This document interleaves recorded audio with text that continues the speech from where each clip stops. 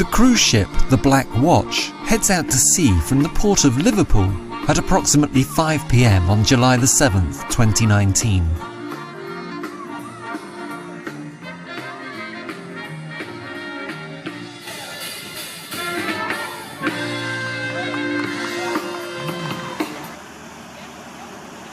The ship would take up to 3 days to arrive in Norway.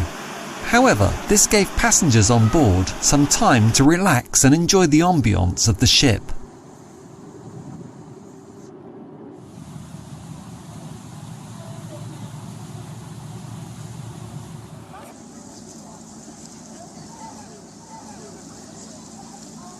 On arrival in Norway, she moored in a place called Flom, which did include many tourist attractions.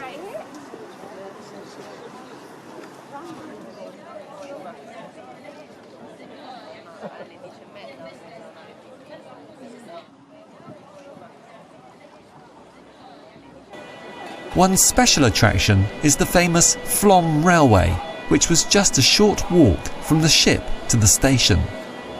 This railway is reputed to be among one of the most spectacular railway journeys in the world.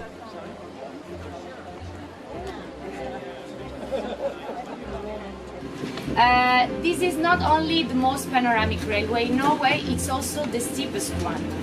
So it has a 5.5 steepness gradient, which means that every 18 meters we go forward, we go up 1 meter.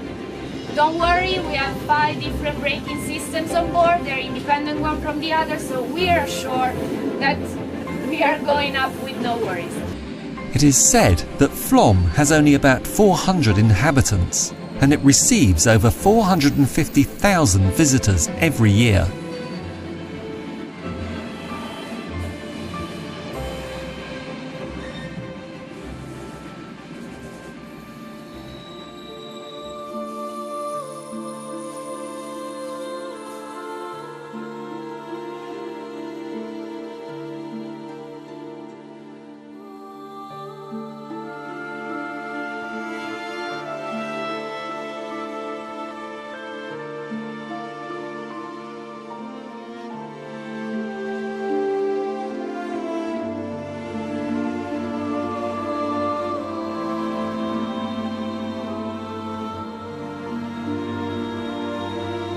The railway line, which runs between Flom and Myrdal, is one of the steepest routes, with breathtaking scenery.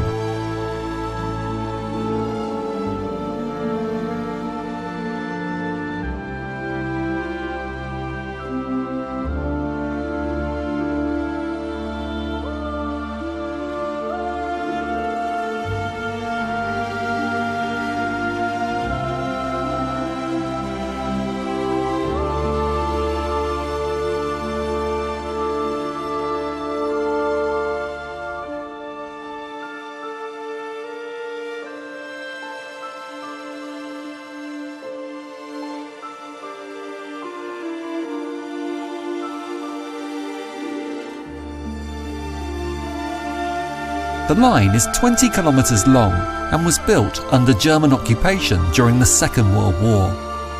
In all, with the construction of 20 tunnels, it took a total of 16 years to complete.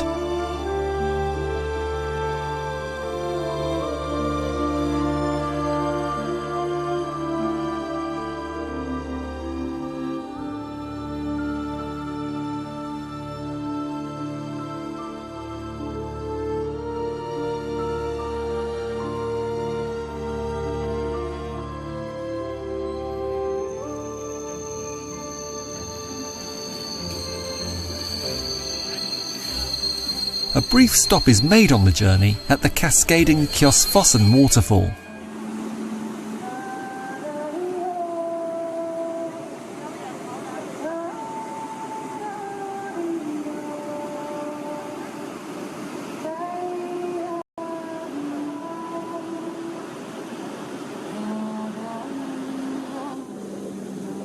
This attraction is accompanied by a dancing Hulder, who is said to be a seductive forest creature found in Scandinavian folklore. In Norwegian folklore, she is known as the Hula.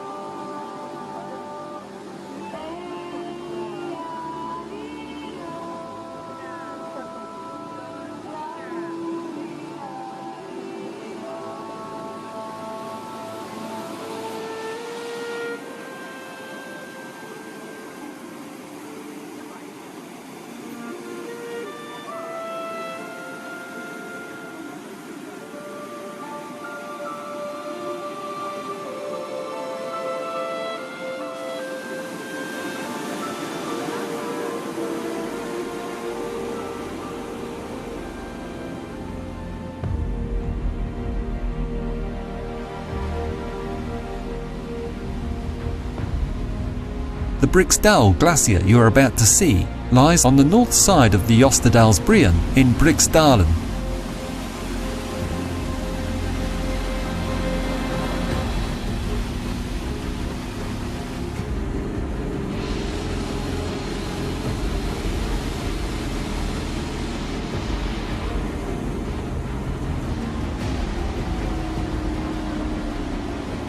The size of the glacier depends not only on temperature, but also on precipitation.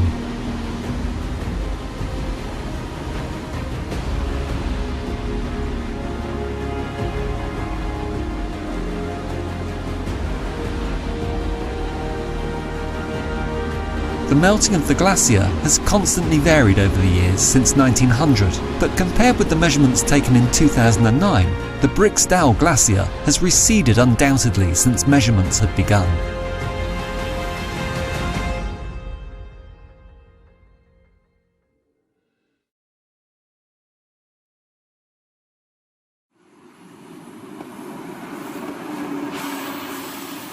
The composer Edvard Grieg contributed significantly to the world of classical music. He was born in Bergen in Norway, and throughout his life he was admired for his music all over the world. This is the dining room. This is authentic with the 3 large windows. It let a lot of light inside the room. Here also made the room seem a little bit more spacious, as it actually is. And the most impressive piece in this room is that nice silver piece on the table. That was also a gift. As I said, they received many gifts, Edward and Nina Grieg, and that was a gift on Grieg's 60th birthday. Here you can see the young Grieg. He's 25 years old in this picture, and he composed the piano concerto in A minor at the age of 25, and that was his first success. Big success. It was an instant success, and it's still one of his most famous compositions, the piano concerto. This is the uncle who discovered Grieg's talent, who was a very famous violinist, very talented. He was called the Nordic Paganini. He had great success all around the world, especially in the United States. He was also very rich, and as you can see, he was extremely handsome. So very often during his concerts, many ladies passed out. So we call just like the Beatles. So we call him the first true rock star of Norway in the 19th century. They traveled in Europe. So Edward and Nina Grieg traveled all across Europe, all around Europe, and they held many concerts in Europe. And very often they also performed together. They had great success also together because Nina had a wonderful voice. She was a soprano. And Grieg played the piano and she sang. So Grieg actually said that his wife Nina is the only true interpreter of his compositions. Yeah, he considered his wife the only true interpreter. So during the winter months they were always away. And they went a lot to England. They had many concerts in England. Many. It was one of the places where they went the most. Also to Germany and to Italy and to France, to warmer countries during the winter months. You can see the Steinway piano in here. This one was made in Hamburg in 1892. This was also a gift. So Grieg, when they came here, when they came to Trollhättan every spring from Europe, they usually travel during the winter months. I told you in the bus that this place was not very suitable for Grieg's health, so they were usually gone during the winter months, but every spring they came back here. Every time they had many visitors here, many guests, many musical friends and prominent guests. So it was quite noisy in the house. And Grieg needed a place just for himself to be alone with his ideas and to compose music. So he got the composer's hut down there, his man cave, right? He got it down by the fjord.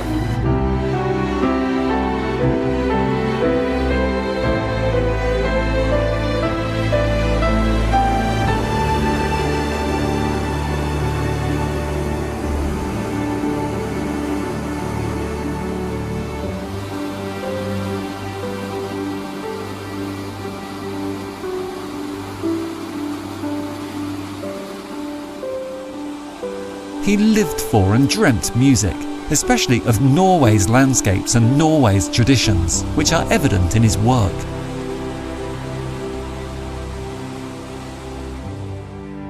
He was considered a musical genius.